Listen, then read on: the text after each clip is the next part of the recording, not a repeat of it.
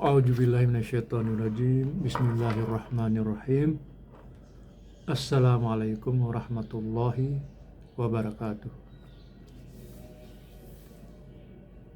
Alhamdulillahirabbil alamin.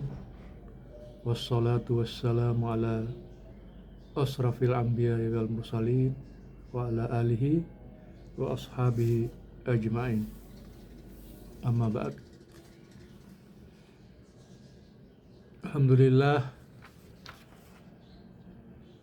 kita panjatkan puji syukur kehadirat Allah Subhanahu wa ta'ala karena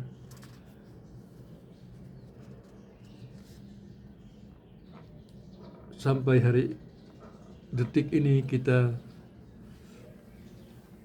dalam keadaan sehat,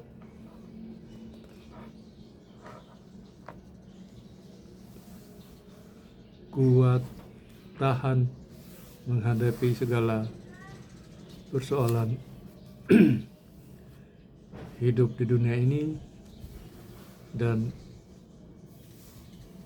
masih dalam kondisi yang sehat juga dalam melaksanakan aktivitas sehari-hari.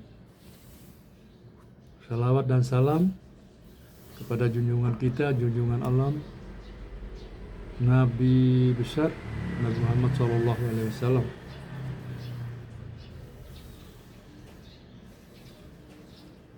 Nabi rahmatan lil alamin. Semoga kita telah mendapatkan syafaat dari beliau. Saudara-saudaraku,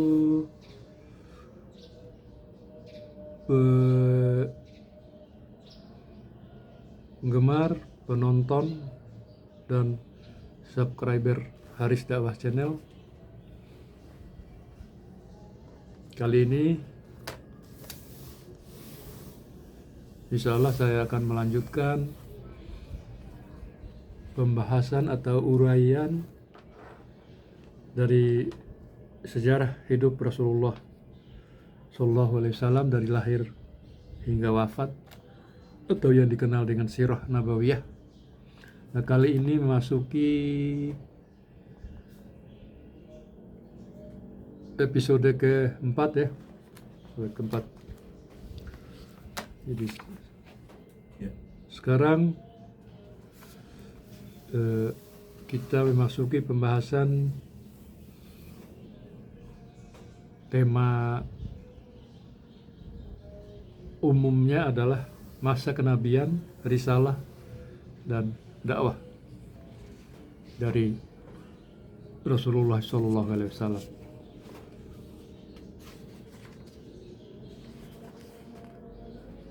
Nah, ini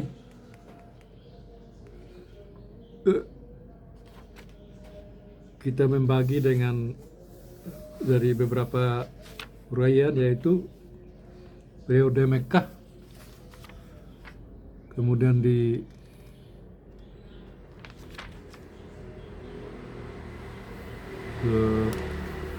selama masa nubuwah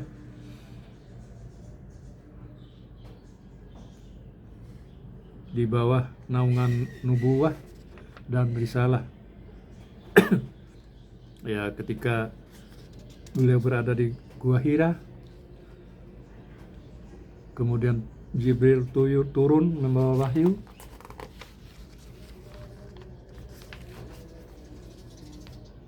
Ada juga masa terputusnya wahyu, kemudian dilanjutkan dengan Jibril turun menyampaikan wahyu kedua kalinya, dan juga akan dikemukakan tingkatan-tingkatan turunnya wahyu. Nah, saudaraku yang dirahmati Allah, saya mulai dengan periode Mekkah. Nah, setelah Allah Subhanahu wa ta'ala memuliakan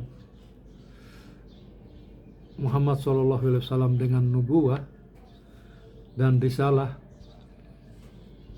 kehidupan beliau terbagi menjadi 2 periode yang masing-masing memiliki ciri khas dan kelebihan tersendiri. Nah, kedua periode itu saya sampaikan sebagai berikut. Jadi 1, periode Mekkah yang berlangsung selama 13 tahun. Dan yang kedua, periode Madinah yang berlangsung selama 10 tahun. Itu berarti bahwa periode kenabian, risalah dan dakwah dari Rasulullah SAW adalah berlangsung selama 13 tahun. Nah, masing-masing periode itu cukup mencakup beberapa tahapan, dan masing-masing tahapan mempunyai kelebihan yang tidak didapati di tahapan lainnya. Gambaran itu akan saya sampaikan dengan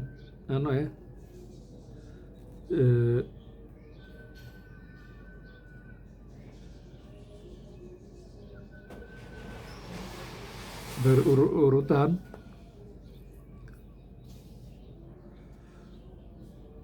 dalam 2 periode itu.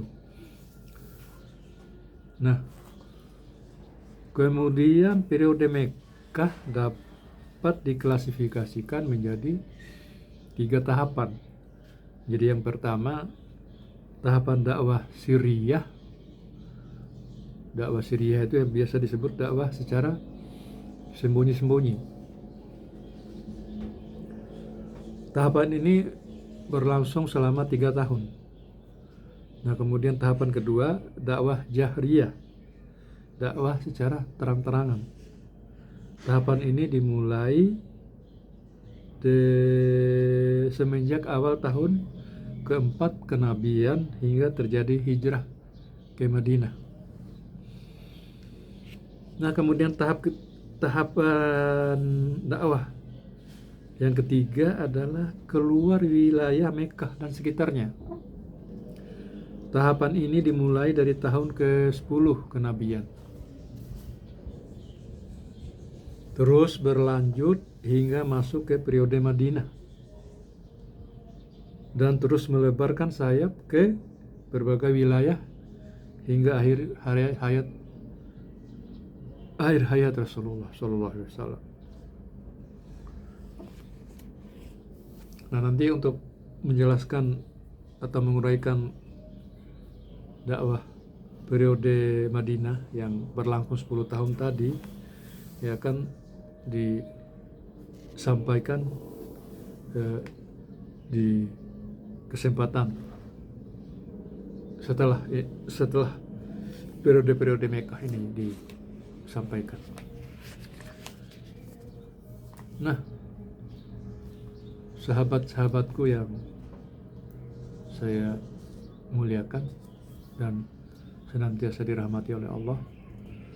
Nah, di bawah naungan nubuwiyah dan risalah itu yang 4 perlu dikemukakan. Yang pertama adalah di Gua Hira. Tatkala usia Rasulullah SAW mendekati 40 tahun,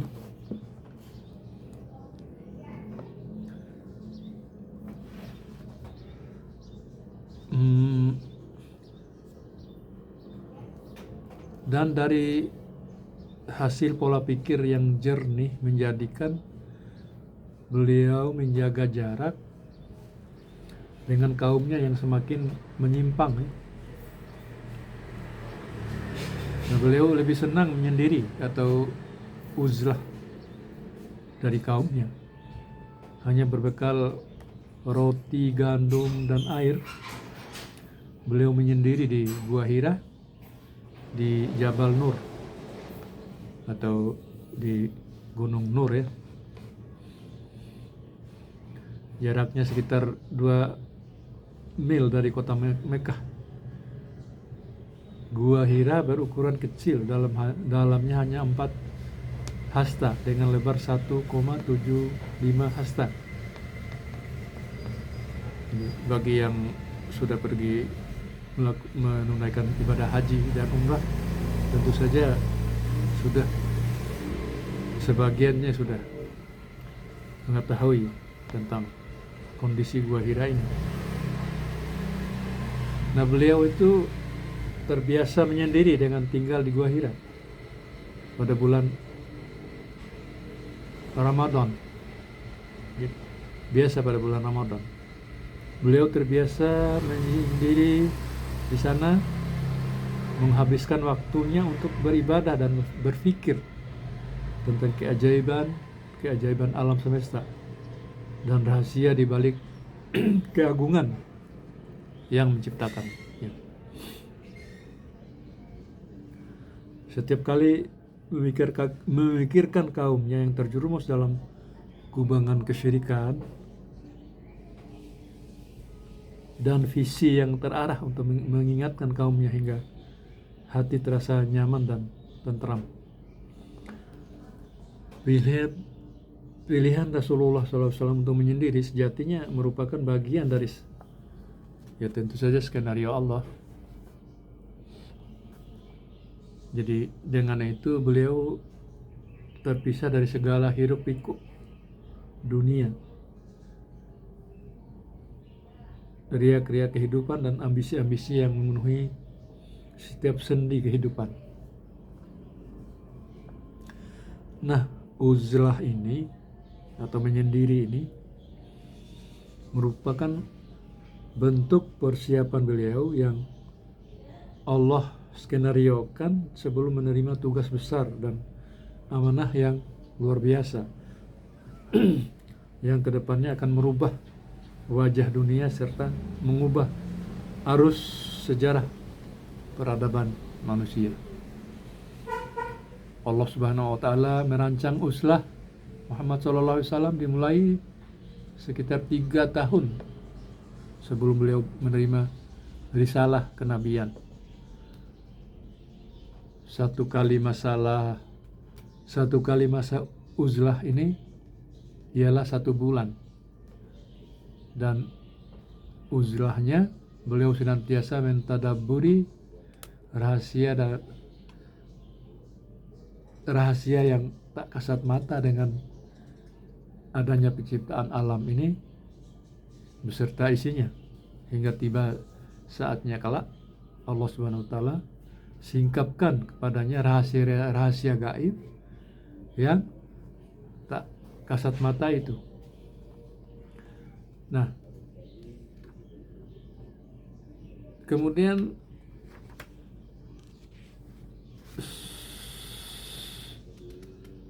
yang perlu disampaikan kemudian adalah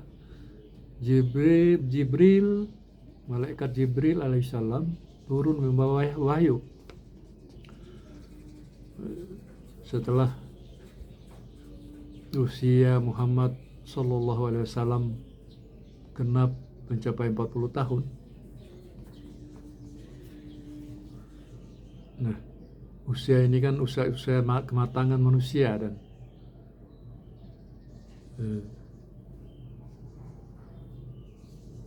bisa berpikir, merenung, dewasa dalam menjalani kehidupan biasanya usia 40 tahun ini.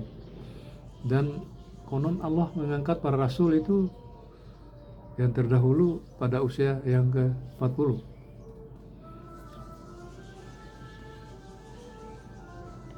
Nah, ini juga sudah mulai tampak tanda-tanda kenabian dalam diri beliau.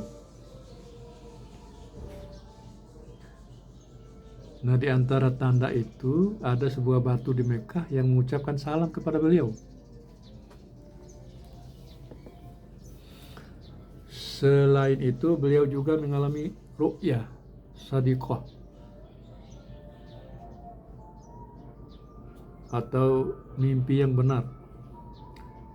Mimpi beliau begitu jelas, layaknya mentari pagi yang menyingsing di ufuk timur.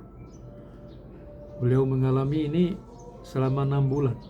Masa kenabian beliau selama 23 tahun, dan mimpi seperti ini merupakan satu bagian dari 46 bagian kenabian. Pada bulan Ramadan tahun ketiga uzlahnya Rasulullah di Gua Hira, Allah melimpahkan rahmatnya kepada penduduk bumi, memuliakannya dengan titah kenabian dan turunnya Jibril alaihissalam dengan membawa beberapa ayat Al-Quran.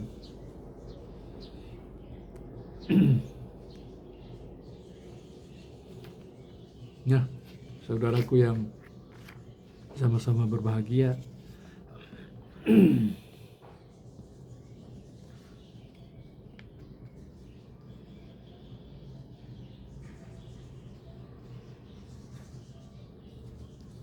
nah menurut catatan para ahli, bahwa peristiwa awal turunnya Al-Quran adalah pada hari Senin malam ke-21 Ramadan yang bertepatan dengan 10 Agustus 610 Masehi. Ketika itu beliau berumur 40 tahun 6 bulan 12 hari berdasarkan penanggalan Komoriyah, dan 39 tahun 3 bulan 20 hari berdasarkan penanggalan Syamsiah.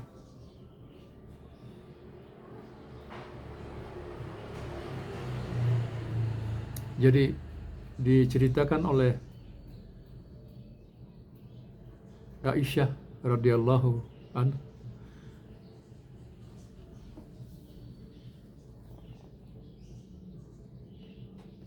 tentang peristiwa yang menjadi titik tolak permulaan nubuwah ini, dengannya menguak tabir kegelapan, kekufuran, dan kesesatan, hingga dapat merubah jalan kehidupan dan meluruskan peta sejarah, roadmap sejarah. Aisyah radhiyallahu anhu menceritakan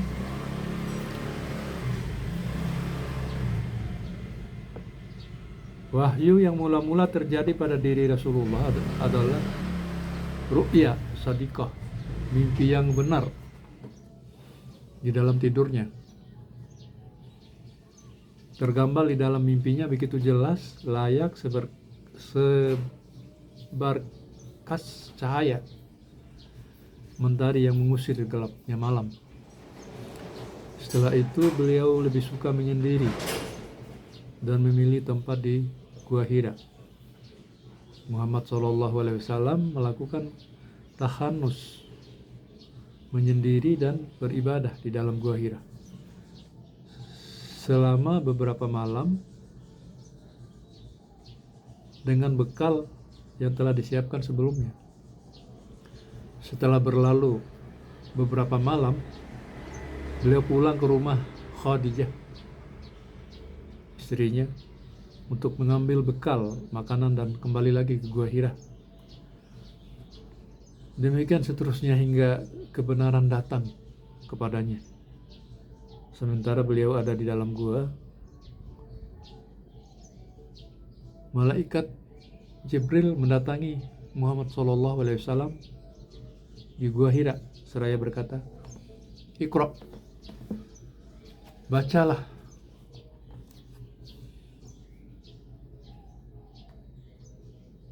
Nabi menjawab, "Aku tidak bisa membaca. Aku tak bisa membaca." Beliau kemudian menuturkan, malaikat itu merangkulku dengan erat hingga aku merasakan sesak nafas, barulah ia melepaskanku. Malaikat berkata lagi, "Iqra, bacalah." Nabi pun menjawab, "Aku tidak bisa membaca." Lagi-lagi malaikat tersebut merangkulku, dan untuk kedua kalinya hingga aku merasakan sulit bernapas, lalu ia melepaskanku. Nah, untuk ketiga kalinya malaikat itu berkata, "Iqra, bacalah." Dan lagi-lagi aku hanya bisa menjawab, "Aku tidak bisa membaca." Beliau menjelaskan, dan untuk kesekian kalinya, maksudnya Aisyah menjelaskannya, dan untuk kesekian kalinya malaikat itu merangkulku dengan erat, kemudian melepaskan rangkulannya setelah aku merasa sesak. Barulah kemudian malaikat berkata dengan membacakan firman-Nya, "Iqra bismi rabbikal ladzi khalaq, khalaqal insana min 'alaq, Iqra wa rabbukal akramul ladzi 'allama bil qalam, 'allamal insana ma lam ya'lam." Bacalah dengan menyebut nama Rabbmu yang menciptakan. Dia telah menciptakan manusia dari segumpal darah. Bacalah, dan Rabbmu lah yang maha pemurah, yang mengajar manusia dengan pena. Dia mengajarkan manusia apa yang tidak diketahuinya. Quran surat Al-Alaq ayat 1-5. Nah, setelah kejadian itu Nabi SAW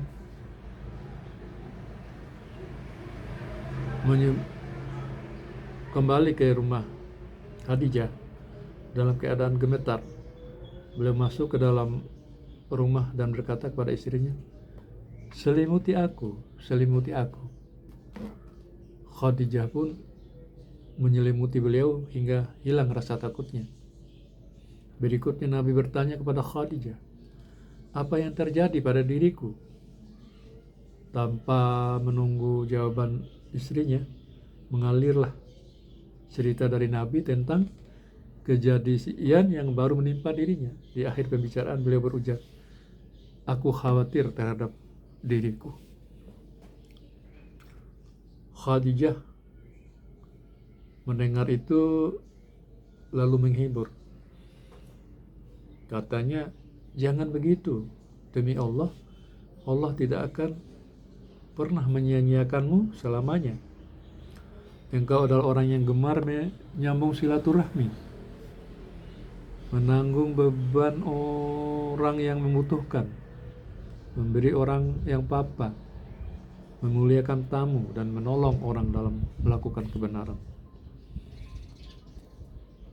Nah, sebagai bentuk kasih sayang dan perhatian dari seorang istri, Khadijah segera membawa suaminya menemui Waraqah bin Naufal bin As'ad bin Abdul Uzza, sepupu Khadijah dari jalur ayahnya. Konon beliau adalah pengikut agama Nasrani yang taat. Ia bisa menulis dengan menggunakan bahasa Ibrani. Bahkan ia pernah menuliskan Injil dalam bahasa Ibrani seperti yang dikehendaki Allah. Saat itu ia telah berusia renta dan dalam kondisi buta. Khadijah berkata kepadanya, "Wahai anak pamanku, dengarkanlah keluhan anak saudaramu ini." Waraqah bertanya kepada Muhammad SAW, "Wahai anak saudaraku, apa yang engkau rasakan?" Rasulullah SAW pun berceritakan apa yang terjadi padanya setelah mendengar penuturan beliau. Waraqah berkata, "Dia adalah An-Namus, Jibril. Dia adalah An-Namus atau Jibril, sama seperti yang Allah turunkan kepada Musa alaihissalam. Alangkah senangnya bila itu terjadi dan aku masih muda. Betapa besarnya harapanku untuk menemanimu di saat kaummu mengusirmu." Nabi berkata, "Benarkah mereka akan mengusirku?" Jadi dijawab oleh Waraqah, tentu, dan tidaklah seorang pun yang datang membawa seperti apa yang engkau bawa, melainkan dia pasti dimusuhi. Jika aku menemui hari itu, maka aku akan menolongmu dengan sungguh-sungguh.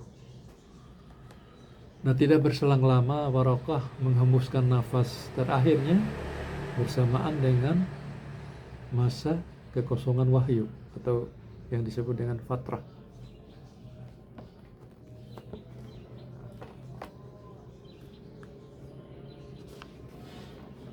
Nah, saudaraku yang dirahmati oleh Allah, jadi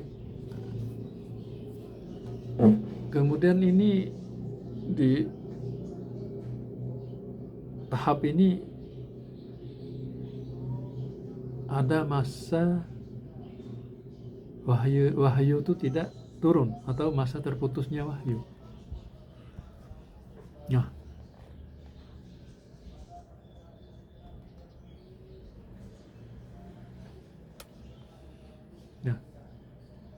berbagai ulama menyatakan bahwa terputusnya wahyu ini berlangsung beberapa hari.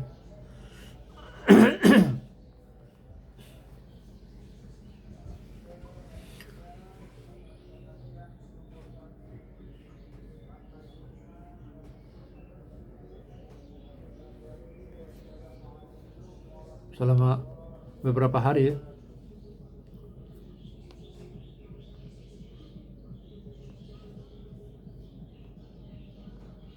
Nah,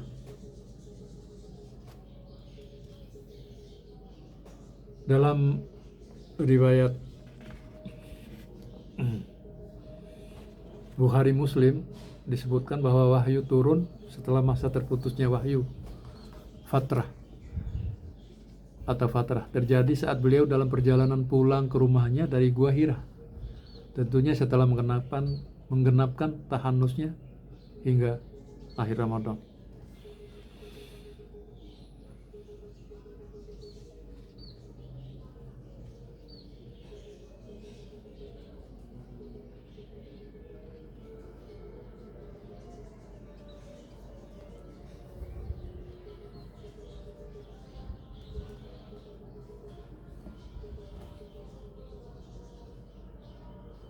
Nah, pada masa terputusnya wahyu ini, Rasulullah SAW hanya diam dalam keadaan termenung sedih. Rasa kaget dan bingung melingkupi beliau. Al-Bukhari meriwayatkan dalam kitab At-Ta'bir dengan redaksi sebagai berikut. Artinya, wahyu berhenti turun untuk beberapa saat. Nabi seperti diceritakan kepada kami sangat sedih karena memikirkannya. Beberapa kali beliau naik ke puncak gunung untuk mengakhiri hidupnya di sana. Tetapi setiap kali beliau sudah mencapai puncak dan terbesit keinginan untuk terjun dari sana, muncul bayangan Jibril yang berkata kepada beliau, "Wahai Muhammad, engkau adalah benar-benar utusan Allah." Dengan begitu hati dan jiwa beliau menjadi tenang kembali. Setelah itu beliau pulang ke rumahnya. Di lain waktu, apabila wahyu berhenti turun lagi, beliau melakukan hal yang sama. Dan lagi-lagi Jibril akan muncul dan mengatakan hal yang sama. Nah, kemudian tidak lama kemudian Jibril turun menyampaikan wahyu kedua kalinya. Nah, Ibnu Hajar Al-Asqalani berkata, salah satu hikmah dari terputusnya wahyu beberapa hari dimaksudkan untuk menghilangkan rasa takut dalam hati Rasulullah SAW dan tumbuh keinginan agar turunnya wahyu terulang kembali. Ketika maksud yang dituju telah tercapai, Allah memuliakannya dengan menurunkan wahyu kedua.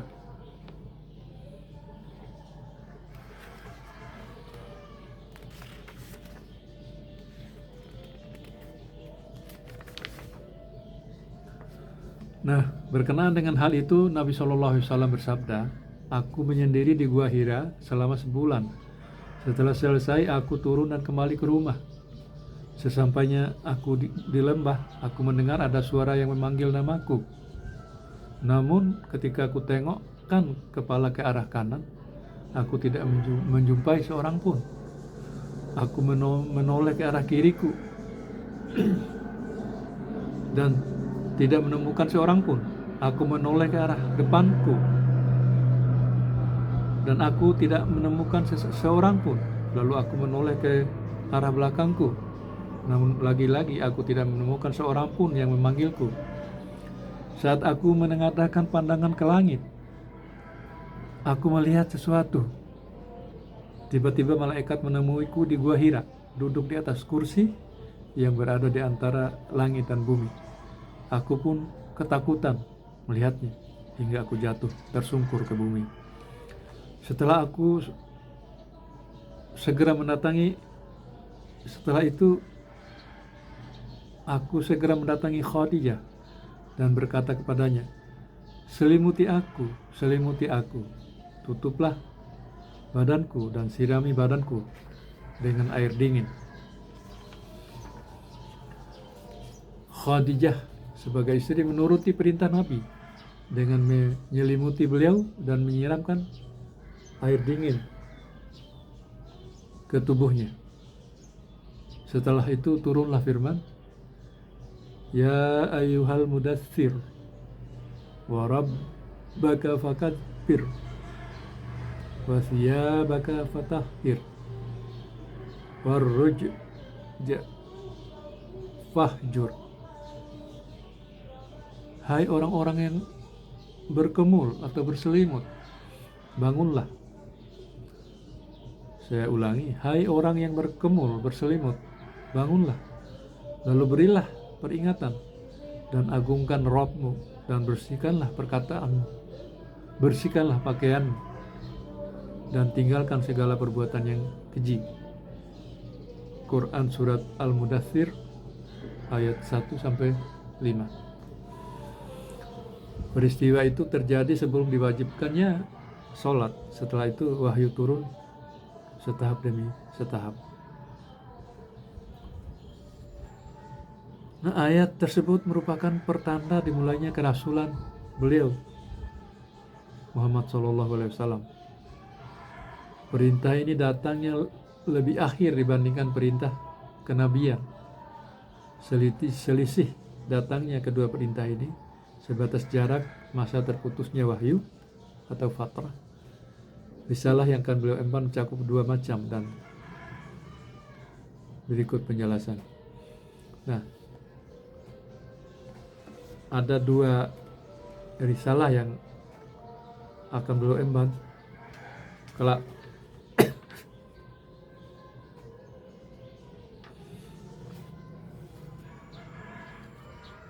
Nah, yang pertama perintah kepada Rasulullah SAW untuk menyampaikan wahyu dan memberi peringatan manusia.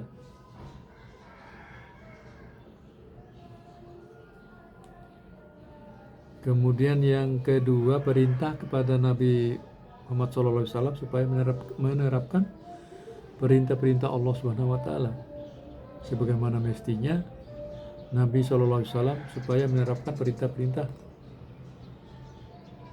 Allah SWT dan menjadi suri tauladan bagi orang-orang yang beriman kepada Allah.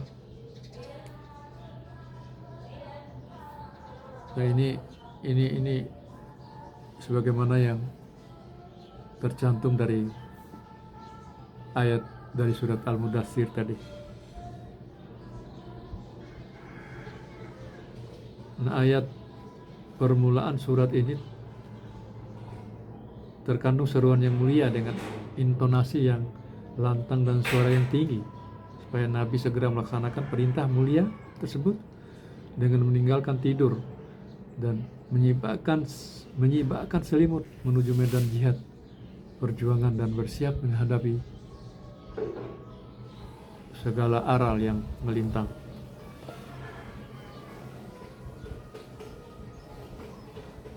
Ya ayyuhal mudaththir qum fa'anzir.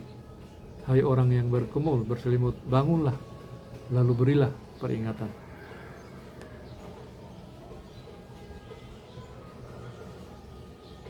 Seakan dengan ayat itu Allah hendak mengatakan bahwa orang yang hidup untuk dirinya sendiri, maka ia akan hidup dengan bersantai-santai. Sementara engkau dengan amanah yang berat di atas pundak, bagaimana mungkin bisa tidur nyenyak? Mana mungkin bisa bersantai-santai? Apa perlunya dengan kasur yang empuk, selimut yang hangat, hidup mewah dan barang mewah? Bangunlah untuk menyambut perintah agung yang telah menantimu. Bersemangatlah memikul beban berat yang diletakkan di atas pundak. Tunjukkan kesungguhanmu hingga mampu mengusir segala rasa payah dan letih. Bersegeralah karena waktu istirahat dan bersantai-santai telah usai. Berikutnya yang ada hanya mata yang selalu terjaga siang dan malam, serta perjuangan yang panjang lagi berat. Maka bergegaslah untuk menyongsong perintah mulia ini.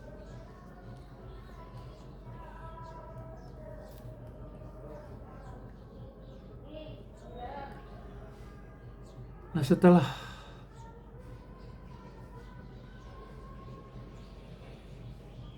itu sesungguhnya ayat-ayat ini Al-Mudaththir ini itu kalimat yang agung dan menggetarkan.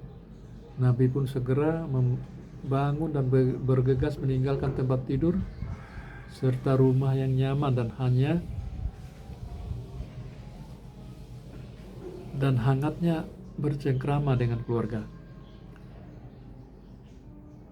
Beliau lantas menyingsingkan lengan baju dan terjun dalam kancah perjuangan yang berat lagi panjang, menemui setiap orang, baik yang menerima maupun yang menolak, menghadapi setiap tantangan nyata yang tidak ada di depan mata. Saudaraku yang dirahmati oleh Allah, setelah mengemban risalah mulia tersebut, Rasulullah SAW bangkit dan berdiri menopang amanah yang dipundaknya. Bahkan hingga lebih dari 20 tahun beliau tidak merasakan tidur nyenyak dengan selimut empuk dan rumah yang mewah. Beliau tidak lagi hidup untuk dirinya sendiri dan keluarganya saja, namun setiap detik yang berlalu selalu beliau persembahkan untuk menjayakan dakwah ilallah dan melaksanakan amanah besar yang dibebankan kepada beliau. Sebuah amanah terbesar yang ada di muka bumi ini, dengan menanggung beban kemanusiaan, beban akidah, beban perjuangan, dan beban jihad di berbagai medan. Rasulullah menghabiskan lebih dari 20 tahun umurnya dalam kecamuk perang yang berkelanjutan. Setelah menerima risalah mulia ini, tidak ada satu urusan pun yang mampu memalingkan semangat juang beliau. Semoga Allah berikan balasan kepada beliau atas jasanya pada kita dan seluruh manusia dengan balasan yang terbaik. Allahumma shalli ala Muhammad. Allahumma barik alaih.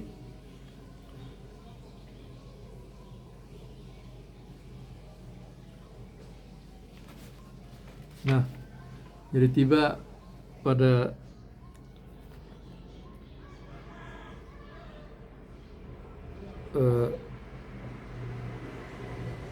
sub tema akhir dari pembahasan menyangkut kenabian dan risalah dari Nabi Muhammad SAW, yaitu saya ingin menguraikan tingkatan-tingkatan wahyu, turunnya wahyu, tingkatan-tingkatan turunnya wahyu.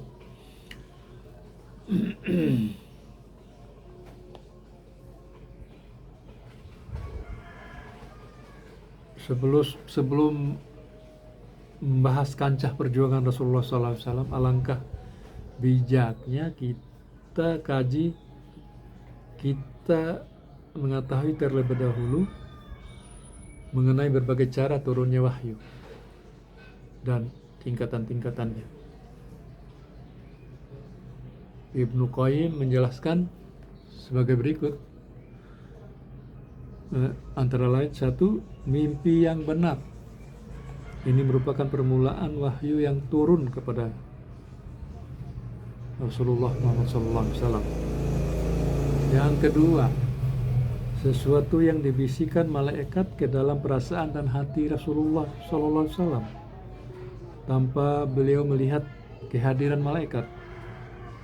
Ini seperti sabda beliau, sesungguhnya Ruhul Kudus atau Jibril meniupkan sesuatu ke dalam diriku, bahwa seseorang tidak akan mati sehingga telah sempurna rezekinya. Maka bertakwalah kalian kepada Allah dan perbaguslah dalam mencari rezeki. Janganlah keterlambatan rezeki mendorong kalian untuk mencarinya dengan cara bermaksiat kepada Allah. Karena apa yang ada di sisi Allah tidak akan mungkin diraih kecuali dengan ketaatan kepadanya. Nah, yang ketiga, malaikat mendatangi Rasulullah SAW dalam rupa seorang laki-laki, kemudian mengajak beliau berbicara hingga Nabi memahami apa yang disampaikan kepadanya. Pada tingkatan ini terkadang para sahabat turun melihatnya. Yang keempat, wahyu datang kepada beliau seperti suara gemerincing lonceng, bahkan lebih keras. Cara seperti ini merupakan cara yang paling berat bagi beliau. Saking beratnya, kening beliau pun berkeringat meski kondisi cuaca sangat dingin. Juga mampu membuat hewan tunggangan beliau terjerembab ke dalam atau menderum jika Nabi sedang di atas hewan tunggangannya ketika menerima wahyu dengan cara ini. Di lain waktu wahyu turun ketika Rasulullah menyandarkan pahanya di atas paha Zaid bin Sabit. Hampir-hampir Zaid tidak kuat menyangga berat beban paha Rasulullah SAW dan mencederai pahanya. Yang kelima, Rasulullah SAW melihat malaikat dalam wujud asli sebagaimana Allah menciptakannya. Kemudian malaikat menyampaikan wahyu sebagaimana yang Allah kehendaki. Cara seperti ini beliau alami 2 kali sebagaimana diceritakan dalam surat An-Najm. Wahyu yang ke-6, wahyu yang Allah sampaikan kepada Rasulullah pada saat beliau di atas langit pada malam Mi'raj. Wahyu berupa perintah salat dan lainnya. Yang ke-7, Allah berbicara langsung kepada nabinya tanpa melalui perantara malaikat. Sebagaimana ketika Allah berbicara langsung pada Musa bin Imran. Peristiwa ini benar-benar terjadi sebagaimana Allah abadikan dalam Al-Quran. Cara ini juga terjadi pada Rasulullah SAW pada malam Isra Mi'raj. Nah, ditambahkan lagi tingkatan ke-8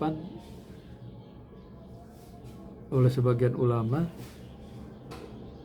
bahwa Allah berfirman langsung di hadapan Rasulullah tanpa tabir penghalang.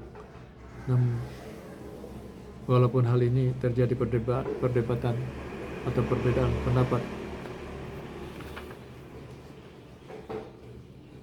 Nah, jadi sampailah kita ke ujung daripada uraian ini.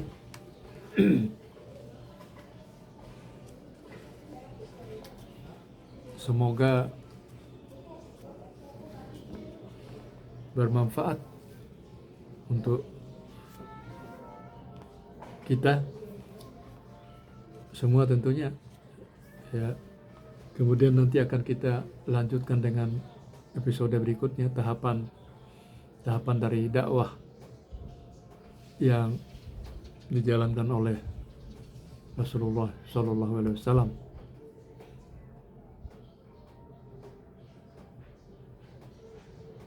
Baik secara sembunyi-sembunyi maupun terang-terangan. Nah, demikianlah uraian dari episode kali ini.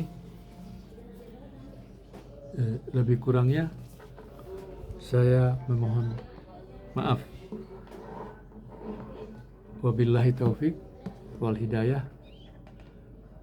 Wassalamualaikum warahmatullahi wabarakatuh. Sahabat-sahabat sehat selalu dan tetap semangat. Sampai jumpa.